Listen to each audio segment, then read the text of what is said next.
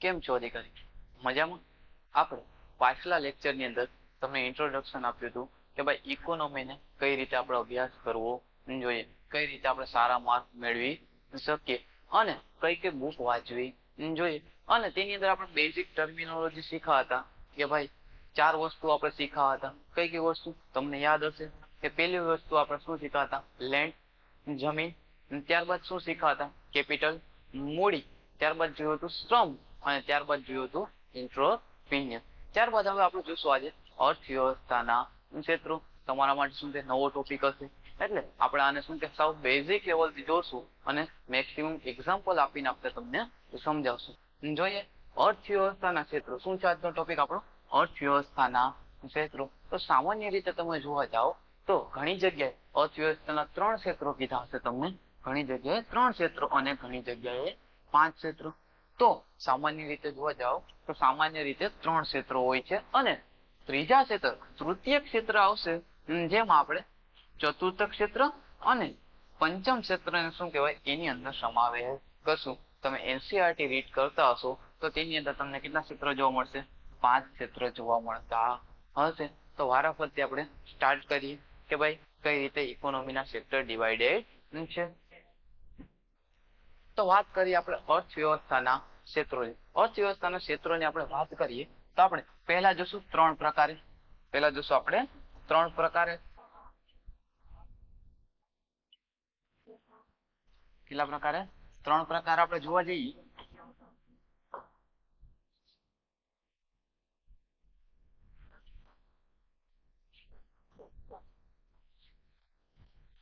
તો પ્રથમ આવશે પ્રાથમિક ક્ષેત્ર.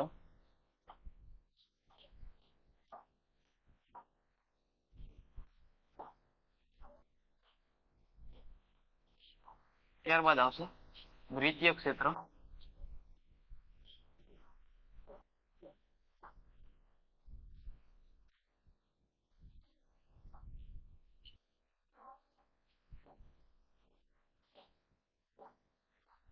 ત્યારબાદ આવશે તૃતીય ક્ષેત્ર.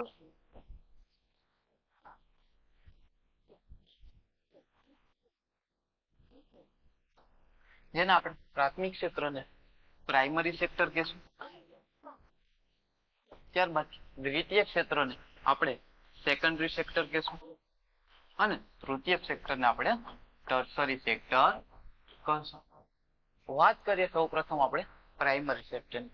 કોની? સૌપ્રથમ આપણે વાત કરીએ પ્રાઇમરી સેક્ટરની. પ્રાઇમરી સેક્ટરની જો આપણે વાત કરવા જઈએ તો પ્રાઇમરી સેક્ટર પ્રાથમિક ક્ષેત્ર એટલે શું?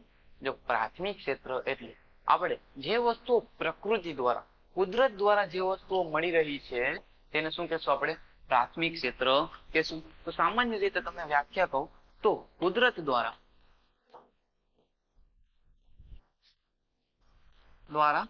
કે પ્રકૃતિ દ્વારા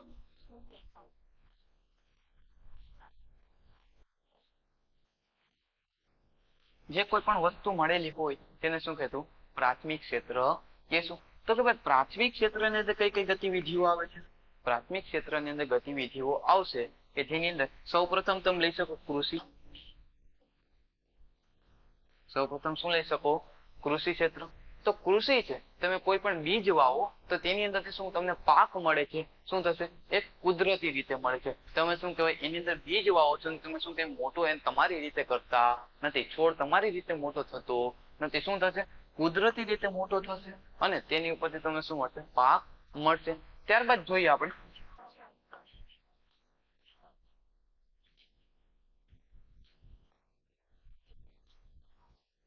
મરઘા પાલન આવે છે. ત્યારબાદ જોઈએ પશુપાલન.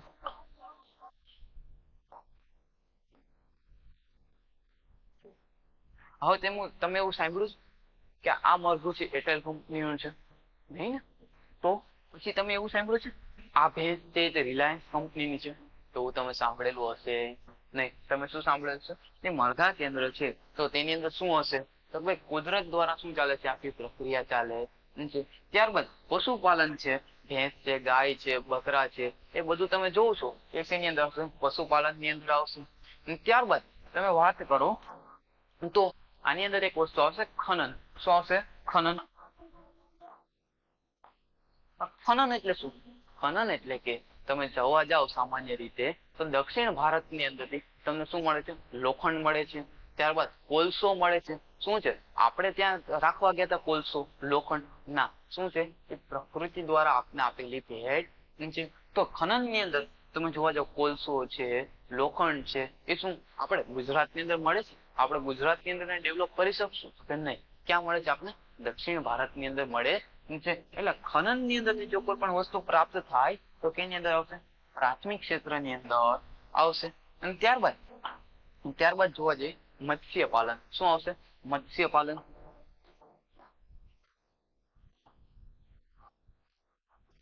મત્સ્ય પાલનની જે ગતિવિધિઓ છે તેને પણ કેની અંદર લેશું? આપણે પ્રાથમિક ક્ષેત્રની અંદર લેશું. હવે જોવા જઈએ આપણે દ્વિતીય ક્ષેત્ર. સામાન્ય રીતે આપણે પ્રાથમિક ક્ષેત્રને કૃષિ ક્ષેત્ર,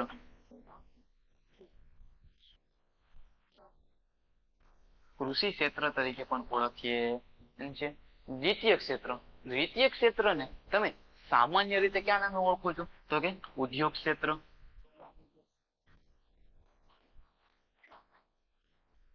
ઉદ્યોગ ક્ષેત્ર. ઓકે. તો હવે દ્વિતીય ક્ષેત્રની અંદર કઈ ગતિવિધિઓ આવશે?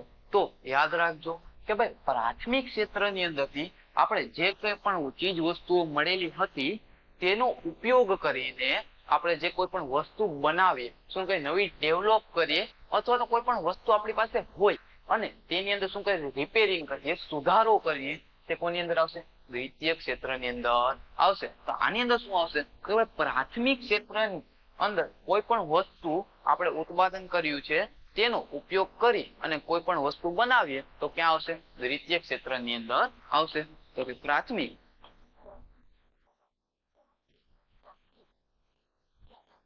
ક્ષેત્રની વસ્તુનો ઉપયોગ કરી ને પ્રાપ્ત થતી વસ્તુ. રેડી? તો આની અંદર સામાન્ય રીતે જોવા જાવ તો આપણે એક્ઝામ્પલ દ્વારા સમજીએ તો આપણે કૃષિની અંદર શું મેળવેલું હતું? સુગર કેન, શેરડી મેળવેલી હતી. તો તમે જે ખાંડ ખાવ છો, મોરસ ખાવ છો, તે કોની અંદર આવશે? તો કે બધા શું કે બધા ઉદ્યોગો હશે ને એ કોની અંદર આવી જશે? દ્વિતીય ક્ષેત્રની. એટલે ખાંડ બનાવતી કંપની છે, સુગર મિલ છે, એ પણ કોની અંદર આવશે? દ્વિતીય ક્ષેત્રની અંદર. એટલે કે સુગર મિલ.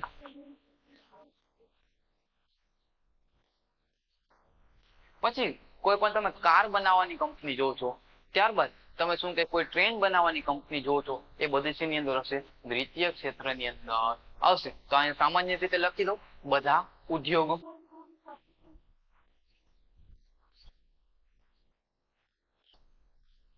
બધા ઉદ્યોગો. ત્યારબાદ એક વસ્તુ તમને જાણીને નવાઈ લાગશે તો આની અંદર એક એક્ઝામ્પલ લખું છું તો કે વીજળી. વીજળી અને રિફાઇનરી.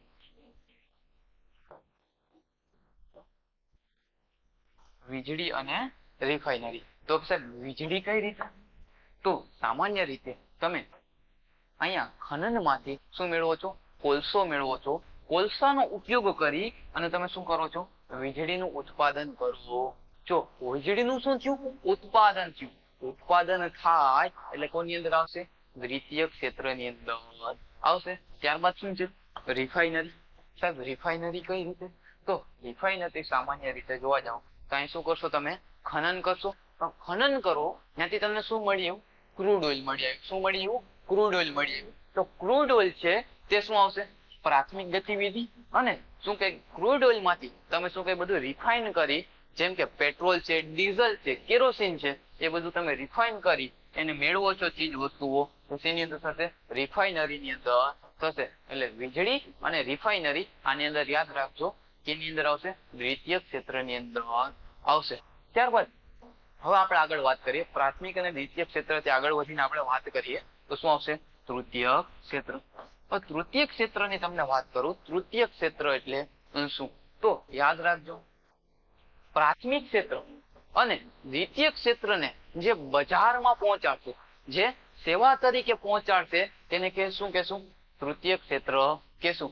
બીજી વ્યાખ્યા કે ભાઈ તૃતીય ક્ષેત્રની અંદર કોઈ વસ્તુનું ઉત્પાદન થશે નહીં. કોઈ પણ વસ્તુનું ઉત્પાદન થશે નહીં. ત્યાં શું થશે? કોઈ પણ વસ્તુ બનીને આવી હશે ઉદ્યોગ ક્ષેત્રમાંથી, તેનું શું થશે? વેચાણ થશે, અથવા તો શું કહેવાય? સેવા આપવામાં આવશે. તેથી શું કહેશે? તૃતીય ક્ષેત્ર. તૃતીય ક્ષેત્રનું બીજું નામ છે સેવા ક્ષેત્ર. સેવા ક્ષેત્ર. સેવા ક્ષેત્ર છે એને શું કહેશું આપણે? તૃતીય ક્ષેત્ર એમ કહેશું. હવે વાત કરીએ તૃતીય ક્ષેત્ર કે ભાઈ જો યાદ રાખજો, તૃતીય ક્ષેત્રની અંદર તમારી પાસે પૈસા આવવાના ચાલુ થશે. શું થશે?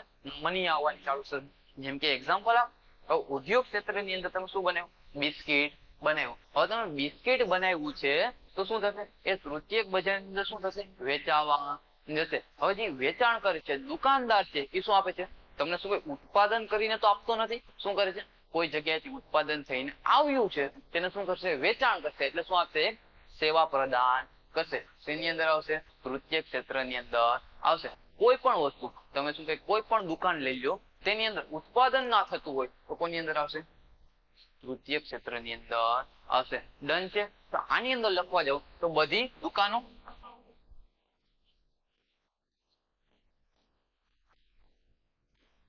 ત્યારબાદ એક્ઝામ્પલ હતું ડોક્ટર. હવે ડોક્ટર છે, અહીંયાથી તમે શું કરાવવા જાઓ? ડોક્ટર પાસે તમે ચેકઅપ કરાવવા જાઓ તો તમને શું કરે છે? સેવા પ્રદાન કરે છે. શું કરે છે? સેવા પ્રદાન છે. કોઈ પણ વસ્તુનું ઉત્પાદન કરતું નથી. એટલે શું આવશે આની અંદર? ડોક્ટર. ત્યારબાદ શું આવશે? વકીલ. વકીલ છે, શિક્ષક છે, એ શું કરે છે? પોતાની સેવા પ્રદાન કરે છે. કોઈ પણ વસ્તુનું ઉત્પાદન કરતો નથી. જો શિક્ષક ઉત્પાદન કરી શકતો હોય તો એક પણ ક્લાસ ખાલી રહે નહીં. અમે શું કરીએ? વિદ્યાર્થીઓનું ઉત્પાદન કરી ક્લાસ ફૂલ કરી દઈએ. એટલે શું હશે? શિક્ષક શું છે? સેવા પ્રદાન કરે છે, ઉત્પાદન કરતો નથી. એટલે અહીં એક્ઝામ્પલ તરીકે લઈએ વકીલ. ત્યારબાદ જોઈએ શિક્ષક.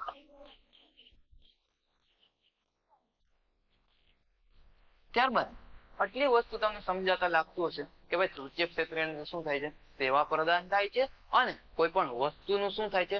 વેચાણ થાય છે.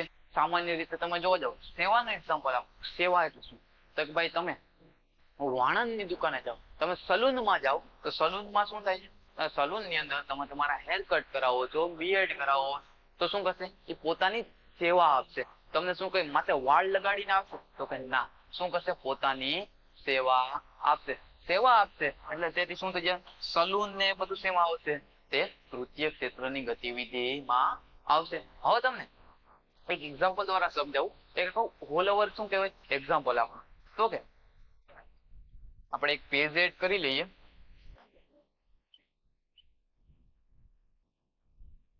ઓકે, અહીંયા શું કહેવાય? આપણે નેક્સ્ટ સ્લાઇડમાં જોઈ લઈએ. તો એક એક્ઝામ્પલ દ્વારા તમને સમજાવું તો ભાઈ કઈ રીતે આખી પ્રક્રિયા હોય છે. અહીં ધ્યાન રાખજો. પહેલેથી એક્ઝામ્પલ જો મજા આવી હશે. તો કે આ શું છે? જમીનનો ટુકડો છે. જમીનનો ટુકડો છે. શું છે? જમીન. જમીન. આઈ થિંક તમને પેન નહીં દેખાઈ રહી છે. પેન ચેન્જ કરી નાખીએ આપણે. જમીન છે. હવે તેમાં શું આવ્યું? આપણે ઘઉં વાવ્યું. શું વાવ્યા? ઘઉં વાવ્યા. હવે ઘઉંનું ઉત્પાદન કરી અને શું કર્યું? આપણે ઘઉંનું ઉત્પાદન ક્યાં થશે? વધારે પડતું ગામડામાં. હવે ગામડામાંથી ઉત્પાદન થાય શહેરમાં પહોંચાડવા માટે શું કરવું પડે? એને ટ્રાન્સપોર્ટેશન દ્વારા શું પહોંચાડવું પડે? શહેરમાં પહોંચાડવું પડે. તો આ શું છે? શહેરની અંદર એક કંપની છે. શું છે? કંપની. આ કંપની છે. ત્યાં સુધી આ ઘઉંની અંદર શું કે જમીનની અંદર ઘઉં થયા છે એ આપણે પહોંચાડવા છે કંપનીની અંદર. તો શું કરશું? એને શેના દ્વારા? ટ્રાન્સપોર્ટેશન દ્વારા લઈ જશું. ટ્રક દ્વારા લઈ જશું. શેના દ્વારા? ટ્રક દ્વારા. ટ્રક બનાવી આપું તો ટ્રક બનાવી આપીએ આપણે. આપણો ટ્રક આવો હશે. ઓકે, ટ્રક દ્વારા આપણે શું કર્યું? કંપનીએ ઘઉં મોકલી આપ્યા. હવે કંપની શું કરશે? તો કંપની શું કરશે? બિસ્કિટનું ઉત્પાદન કરશે. ઘઉંમાંથી શું કરશે? બિસ્કિટનું ઉત્પાદન કરશે અથવા તો પાઉંનું ઉત્પાદન કરશે. હવે જો કોઈ પણ વસ્તુનું શું થયું? ઉત્પાદન થયું. શું થયું? તો કે ઉત્પાદન. આપણે શું કર્યું? એક કોલ કર્યો. ટ્રકના ડ્રાઈવર હતો. અહીંયા શું છે? ટ્રકનો ડ્રાઈવર. દેખાતો હશે તમને. ટ્રકના ડ્રાઈવરને આપણે શું કહે, કોલ કર્યો તો આ ભાઈ તો શું કહે, ટ્રક ઠોકી દીધો હતો. ટ્રકનું શું થઈ ગયું હતું, એક્સિડન્ટ થઈ ગયું હતું. ટ્રકનું એક્સિડન્ટ થાય તો શું થાય, ટ્રકનું એક્સિડન્ટ થયું તો શું થયું, ત્યાં એમ્બ્યુલન્સ આવી. હવે એમ્બ્યુલન્સ માંથી આ જે ટ્રક વાળો હતો એને ક્યાં લઈ ગયા, હોસ્પિટલ. ક્યાં લઈ ગયા, હોસ્પિટલમાં લઈ ગયા. હોસ્પિટલમાં ગયા તો ત્યાં કોણ આવશે, પેલા તો પોલીસ આવશે, કારણ કે એક્સિડન્ટ કેસ છે એટલે કોણ આવશે, પોલીસ. પોલીસ આવી. પોલીસ આવી તો આની અંદર જો એક્ઝામ્પલ, તો આની અંદર આપણે એક્ઝામ્પલ સેટ કર્યું છે. જો પેલા શું થયું તો કે જમીનની અંદર શું થયા, ઘઉં. એટલે કઈ સેક્ટર થયું, પ્રાથમિક ક્ષેત્ર એટલે કે પ્રાઇમરી સેક્ટર. ત્યારબાદ આપણે ટ્રાન્સપોર્ટેશન ની સુવિધા લીધી. શું લીધી, સુવિધા. પણ ટ્રકે શું કે ઉત્પાદન કર્યું નથી, શું આવી, પોતાની સેવા આપી. પોતાની સેવા આપી તો આ કયા સેક્ટર ની અંદર આવશે, ટર્સરી સેક્ટર. હવે ત્યારબાદ આ કંપની છે એને શું કર્યું, ઉત્પાદન કર્યું તો કંપની શેમાં આવશે, સેકન્ડરી સેક્ટરમાં.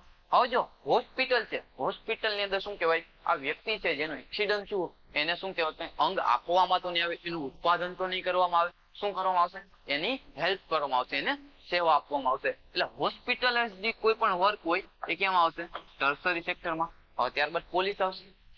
પોલીસ આવી ત્યારબાદ એને શું કહે, જોયું તો પોલીસે શું આપ્યું, પોતાની સેવા આપી. પોલીસે શું આપ્યું, પોતાની સેવા. તો પોલીસ પણ શેમાં આવશે, તો કે ટર્સરી સેક્ટરમાં આવશે. આ એક્ઝામ્પલ દ્વારા તમને ઓલ ઓવર ક્લિયર થઈ ગયું હશે કે ભાઈ પ્રાઇમરી સેક્ટર કોને કહેવાય, સેકન્ડરી સેક્ટર કોને કહેવાય, ટર્સરી સેક્ટર કોને કહેવાય.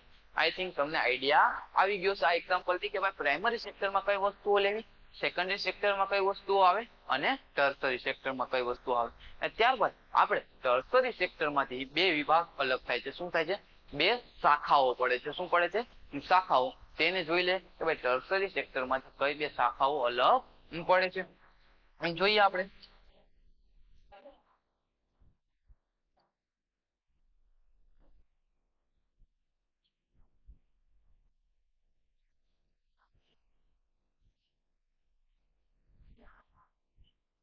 ટર્સરી સેક્ટરમાંથી બે શાખાઓ અલગ પડે છે, તેને જોઈએ આપણે.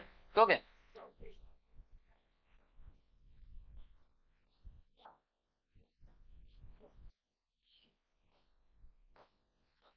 તૃતીય ક્ષેત્રમાંથી બે શાખા અલગ પડે છે. જેમ કે ચતુર્થ ક્ષેત્ર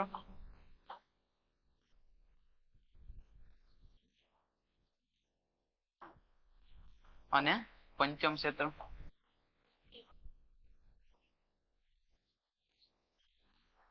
આપણે તૃતીય ક્ષેત્રમાંથી કઈ બે શાખાઓ અલગ પાડી છે, તો કે ક્વાર્ટરલી ક્ષેત્ર અને ક્યુનરી સેક્ટર.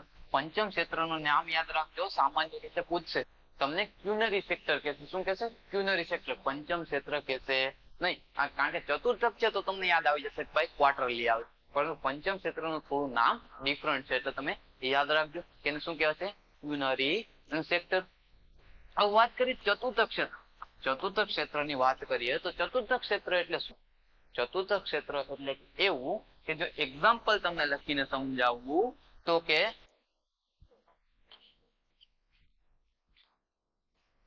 અર્થશાસ્ત્રી.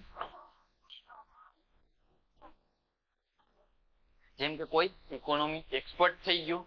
ત્યારબાદ વાત કરું તો કોઈ શું કહેવાય, રેડિયો સર્જન થઈ ગયું, કે ભાઈ શું કે કેન્સરનો ડોક્ટર હોય, કોઈ મોટો કેન્સરનો ડોક્ટર હોય, કોઈ શું કે મહાન પદવી ધરાવતું હોય, તે બધા શેમાં આવશે, ચતુર્થ ક્ષેત્રની અંદર આવશે. કે જેની પાસે શું કહેવાય, એક એક્ઝામ્પલ R&D, કે જે રિસર્ચ કરતો હોય, કોઈ સાયન્ટિસ્ટ હોય, તે શેની અંદર આવશે, ચતુર્થ ક્ષેત્રની અંદર આવશે. કે ભાઈ ચતુર્થ ક્ષેત્રની અંદર એવા વ્યક્તિઓ આવશે કે જે શું કે વિશેષ હોદ્દો ધરાવે છે, તે કોની અંદર આવશે, ચતુર્થ ક્ષેત્રની અંદર આવશે. જે રેડિયોલોજીસ્ટ છે, કે જે કેન્સરનો સર્જન છે, તે પણ કોની અંદર આવશે, ચતુર્થ ક્ષેત્રની અંદર આવશે. ત્યારબાદ કોઈ વ્લોગિંગ કરતું હોય, શું કરતું હોય, વ્લોગિંગ કરતું હોય, તો તે પણ કોની અંદર આવશે, ચતુર્થ ક્ષેત્રની અંદર આવશે. સામાન્ય રીતે કહેવા જાઓ તો જે લોકો પ્રોફેશનલ સેવા આપતા હોય, પ્રોફેશનલ બિઝનેસ કરતા હોય, પ્રોફેશનલ સેવા આપતા હોય, તો કોની અંદર આવશે, ચતુર્થ ક્ષેત્રની અંદર આવશે. વસ્તુ ક્લિયર છે?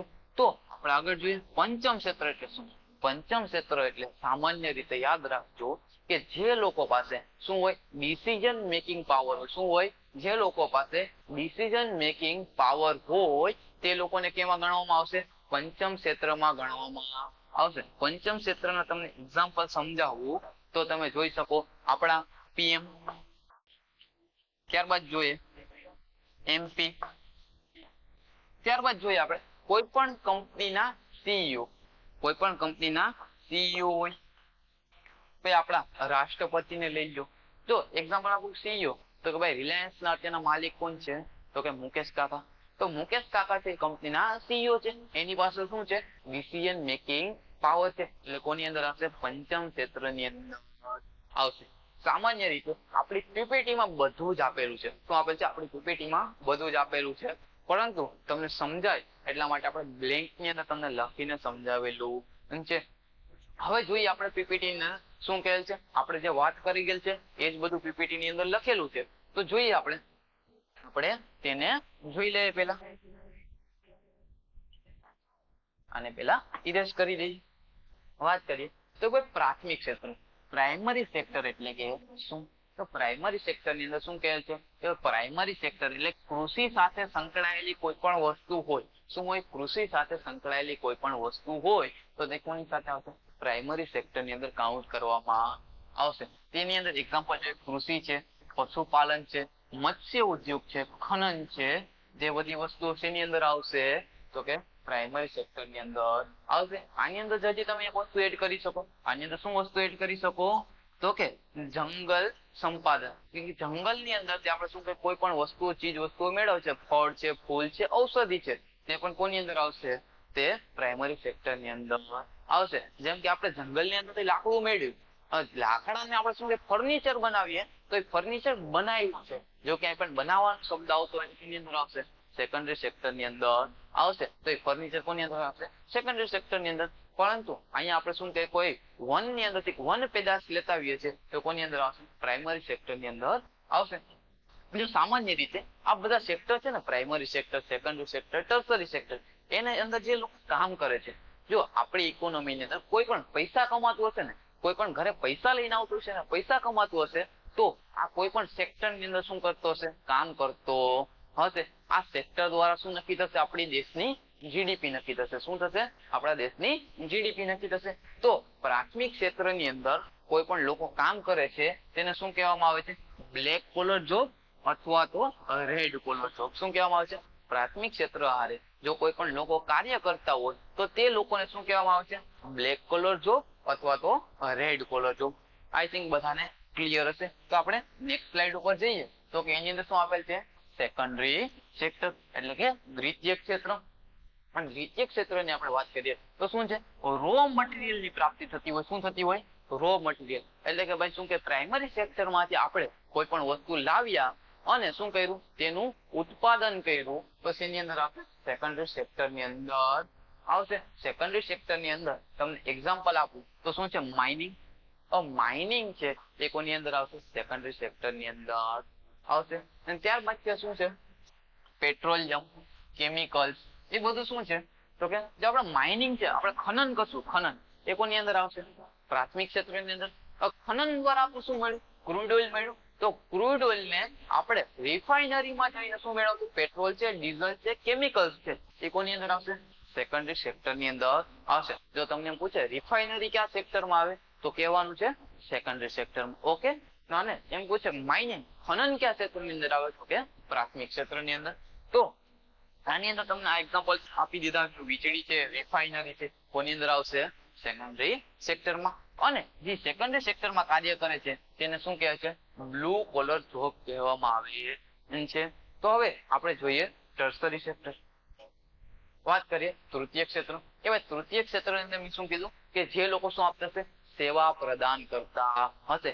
સેવા બે પ્રકારે, વસ્તુ આપીને અથવા તો પ્યોર સેવા આપીને, કોઈ કાર્ય કરીને. જેમ કે મેં તમને દુકાનદારનું પણ એક્ઝામ્પલ આપ્યું અને શું આપ્યું તમને? કોઈ પણ વકીલ છે, ડોક્ટર છે, એની સેવાનું કે ભાઈ જે કાર્ય કરે છે એના બદલામાં પૈસા લે છે એનું પણ એક્ઝામ્પલ તમને આપ્યું. તો આની અંદર કોણ કોણ આવશે? કોમ્યુનિકેશન, સંચાર છે, શિક્ષણ છે, ત્યારબાદ આરોગ્ય છે, એ બધા કોની સાથે આવશે? ટર્સરી સેક્ટરની અંદર કે તૃતીય ક્ષેત્રની અંદર કાઉન્ટ કરવામાં આવશે. તો આની અંદર જો આઈટી અને સોફ્ટવેર, આ એક્ઝામ્પલ યાદ રાખજો. કે આઈટી અને સોફ્ટવેર છે એ શું આપે છે? આઈટી છે, આઈટી કંપની છે, કોઈ વસ્તુનું ઉત્પાદન કરે છે કે નહીં? આઈટી કંપની શું આપે છે? સેવા આપે છે, સોફ્ટવેરની સેવા આપે છે. એટલે શેમાં આવશે? ટર્શરી સેક્ટરમાં આવશે. ત્યારબાદ આપણે આગળ વધીએ તો એની પહેલા એક વસ્તુ જોઈ લો કે ભાઈ ટર્શરી સેક્ટરમાં કામ કરતા લોકોને શું કહેવામાં આવે છે? White collar job. શું કહેવામાં આવે છે?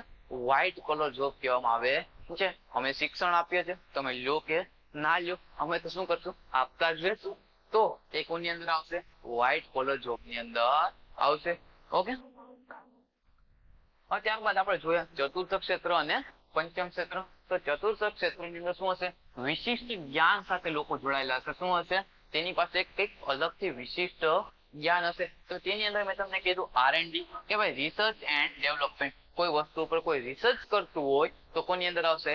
ચતુર્થ ક્ષેત્રની અંદર આવશે. પછી કોઈ બ્લોગિંગ કરતું હોય, અત્યારના ચાલે છે ને યુટ્યુબ ની અંદર ટ્રેન્ડ કે વ્લોગિંગ કરવું, વ્લોગિંગ કરીને પૈસા કમાવો, કોની અંદર આવશે? ચતુર્થ ક્ષેત્રની અંદર આવશે. કારણ કે કંઈક ક્રિએટ કરે છે. શું કરે છે? નવું ક્રિએટ કરે છે, એટલા માટે શું આવશે?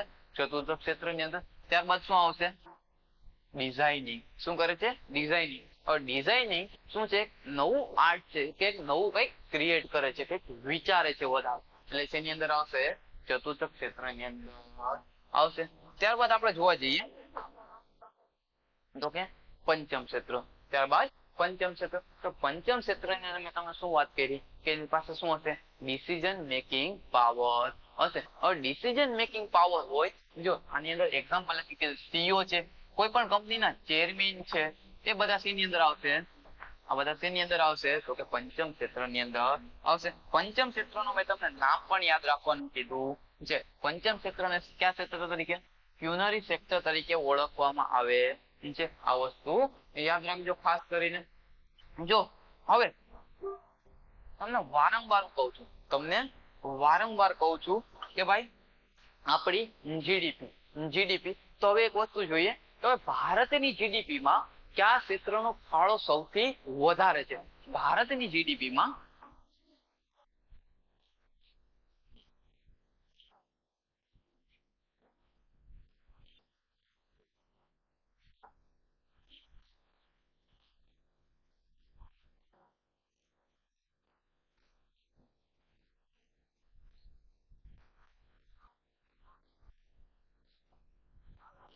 વધારે છે. તો યાદ રાખજો, ભારતની અંદર જોવા જાવ તમે તો તમે એવું કહેતા હશો, હું તમને પ્રશ્ન પૂછું તમે કયા ક્ષેત્રમાં ફાળો વધારે હશે, તો તમે એવું કહેતા હશો તો સાહેબ કૃષિ ક્ષેત્ર. તમે સાચા છો કે ભાઈ કૃષિ ક્ષેત્ર સૌથી વધારે રોજગારી આપે છે. શું આપે છે? સૌથી વધારે રોજગારી આપે છે. પરંતુ શું કે સૌથી વધારે પૈસા ક્યાંથી આપને મળે છે? સૌથી વધારે પૈસા ક્યાંથી મળે છે? તો કે ટર્શરી સેક્ટરમાંથી. ક્યાંથી? તૃતીય ક્ષેત્રની અંદર સૌથી વધારે શું મળે છે? આપને પૈસા મળે છે. એટલા માટે એક વસ્તુ યાદ રાખજો. શું? એક વસ્તુ યાદ રાખજો કે જીડીપી છે ને, જીડીપી એ વસ્તુના ઉત્પાદન પર નહીં. શું? જીડીપી વસ્તુના ઉત્પાદન પર નહીં પરંતુ વસ્તુની કિંમત પર માપવામાં આવે છે. શું? ઉત્પાદન પર નહીં પરંતુ વસ્તુની કિંમત પર માપવામાં આવે છે. એટલે ટર્શરી સેક્ટર. હવે તમે જોયું કે ડોક્ટર 5 રૂપિયામાં ઈલાજ કરી દેતો હોય? ના હોય. ડોક્ટર શું કહે? વધારે ચાર્જ લેતો હોય. ત્યારબાદ વકીલ છે એ શું કહે? વધારે ચાર્જ લેતો હોય. તો શું થશે? ટર્શરી સેક્ટરની અંદર આવતા લોકોની સંખ્યા ભલે ઓછી હોય પરંતુ શું થશે? એની પાસે મની પાવર વધારે હશે, મની સપ્લાય વધારે હશે. ટર્શરી સેક્ટર શું કહેવાય? જીડીપી ની અંદર સૌથી વધારે યોગદાન આવશે. ત્યારબાદ ભારતની અંદર આવશે સેકન્ડ નંબર ઉપર secondary sector. Secondary sector. Secondary sector એટલે માટે કે ભારતની અંદર ઉદ્યોગના કારણે શું ઘણી બધી આવક જનરેટ થાય છે, તે માટે શું આવશે? Secondary sector. ત્યારબાદ જોઈએ આપણે પ્રાઇમરી સેક્ટર. યાદ રાખજો, પ્રાઇમરી સેક્ટર પ્રાથમિક ક્ષેત્રનો ફાળો આપણી જીડીપીમાં સૌથી ઓછો છે. શું છે? સૌથી ઓછો છે. પ્રાઇમરી સેક્ટર સાથે આપણા ભારતના 53% લોકો જોડાયેલા છે. પરંતુ જીડીપી ની અંદર હિસ્સો કેટલો છે? માત્ર 17%. કેટલો? માત્ર 17% હિસ્સો છે. જો પ્રાઇમરી સેક્ટર ની વાત કરું તો પ્રાઇમરી સેક્ટર ની અંદર શું થશે? સૌથી વધારે શું જોશે? જમીન જોશે. નાની જમીનમાં તો ઉત્પાદન થશે નહીં. સૌથી વધારે લોકો જોશે તો પણ શું છે જીડીપી ની અંદર સૌથી ઓછો ફાળો છે. ત્યારબાદ સેકન્ડરી સેક્ટર ની અંદર શું હશે સેકન્ડરી સેક્ટર ની અંદર સૌથી વધારે શું જોશે પૈસા જોશે. શું જોશે સૌથી વધારે પૈસા જોશે.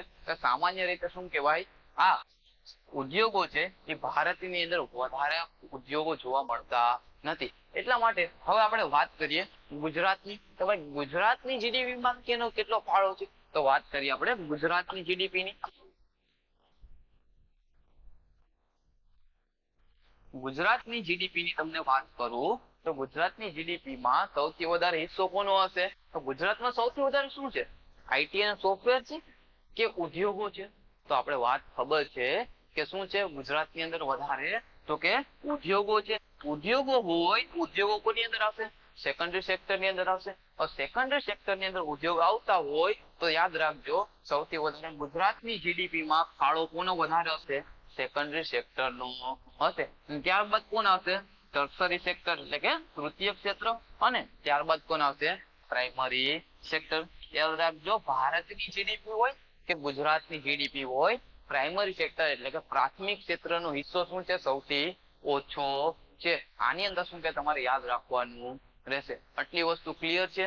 તો અહીંયા આપણે શું છે અર્થવ્યવસ્થાના ક્ષેત્રો કમ્પ્લીટ થાય છે. પરંતુ આપણે તમારા માટે પ્રેક્ટિસ ક્વેશ્ચન લેતા આવ્યા છે કે પાછલા લેક્ચરમાં આપણે 4 વસ્તુ જોઈ હતી. હજી વારંવાર યાદ દેવડાવું છું. કઈ 4 વસ્તુ તો કે એની અંદર આવશે શ્રમ, ત્યારબાદ છે કેપિટલ, ત્યારબાદ આવશે એન્ટરપ્રિન્યોર,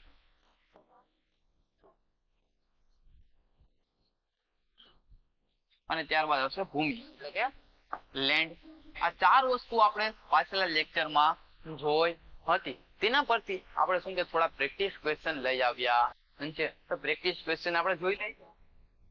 પ્રેક્ટિસ ક્વેશ્ચન ની અંદર પહેલો ક્વેશ્ચન છે નીચેનામાંથી કયું શું છે સ્થિર મૂડીનું ઉદાહરણ છે. શું પૂછ્યું છે આપણે સ્થિર મૂડીનું.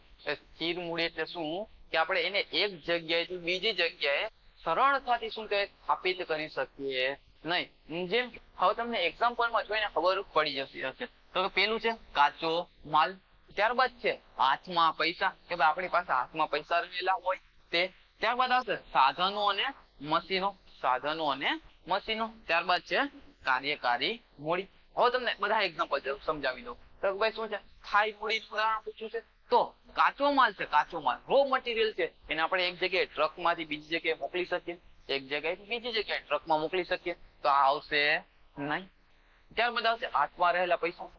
હવે એ કોણ ના પાડે કે ભાઈ હાથમાં રહેલા પૈસા આપણે એક જગ્યાએ લઈ ન જઈ શકીએ, એટલે આ ઓપ્શન આવશે નહીં. ત્યારબાદ શું કાર્યકારી મૂડી.